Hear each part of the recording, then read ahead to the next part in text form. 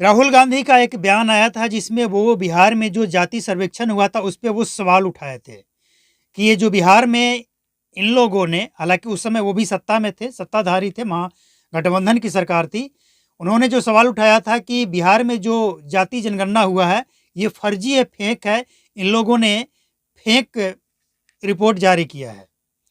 अब उसी पे सफाई देते हुए तेजस्वी यादव भी राहुल गांधी के बातों को आगे बढ़ाते हुए कहते हैं कि राहुल गांधी गलत क्या बोले हैं।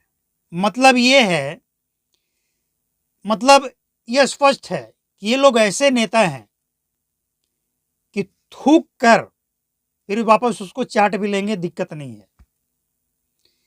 ये सत्ता में थे, इनके सत्ता में होते हुए बिहार में जाति सर्वेक्षण हुआ था, तो वो फेक कैसे हो गया? और अगर फेक हो गया इसका मतलब क्या है कि आपने जो जाति सर्वेक्षण करवाया था ये फेक था, आप इसको मानते हैं, तो फिर ये फेक हुआ क्यों? मतलब अपने ही बातों से पलटना, क्या कहेंगे आप इसे? ये वही तेजस्वी यादव हैं जो कभी सीना ठोक कर कहते थे कि बिहार में हमने जाति जनगणना करवाया है। नीतीश कुमार इसको जब अलग हो गए सत्ता से तो नीतीश कुमार इसके ऊपर जो रिपोर्ट आया उसके ऊपर काम करें। लेकिन सवाल ये नहीं है, सवाल ये है कि क्या तेजस्वी यादव इस बात को स्वीकार कर लिए कि उनके सत्ता में रहते हुए जो काम हुआ वो फेक था, फर्जी था? जाति सर्वेक्षण अगर फर्जी था तो बिहार में 17 महीने के अंदर जो ये नौकरी देने की बात करते हैं, क्या उसमें भी फेक है, फर्जी है? बहुत से ऐसे फर्जी लोग पकड़े भी गए हैं। कई टीचर जो एक ही डॉक्यूमेंट्स पे, एक ही नाम पे कई लोग नौकरी कर रहे हैं, ऐसे लोग पकड़े भी गए हैं। हमने भी एक बतौर प्रूफ दिखाया था कि एक झारखंड गढ़वा का रहने वाला व्यक्ति जिसका बिना कोई वेरिफिकेशन किए हुए उसको नौकरी ज्वाइन करने का लेटर दे दिया जाता है।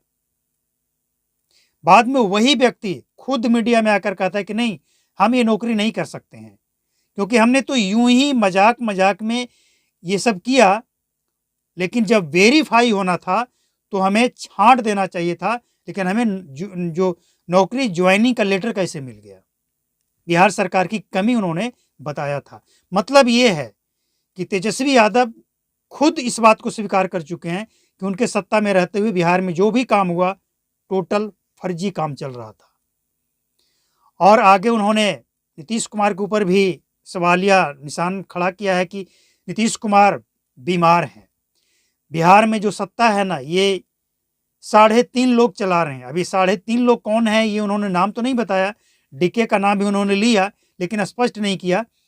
और 3.5 लोग सरकार चला रहे हैं। नीतीश कुमार का हेल्थ रिपोर्ट जारी होना चाहिए कि क्या वो स्वस्थ हैं, क्या वही सरकार चला रहे हैं। तो चलिए इस बात को हम मानते हैं कि नेता प्रतिपक्ष है और उनको अगर ऐसा लगता है तो दिक्कत क्या है? नीतीश कुमार जारी करवा दें कि वो स्वस्थ हैं या अस्वस्थ हैं। लेकिन सवाल ये है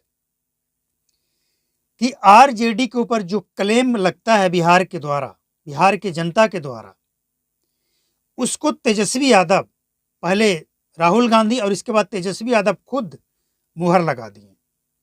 अब बिहार के जनता को यह तय करना है कि आपको कैसा लीडर चाहिए बिहार के अंदर।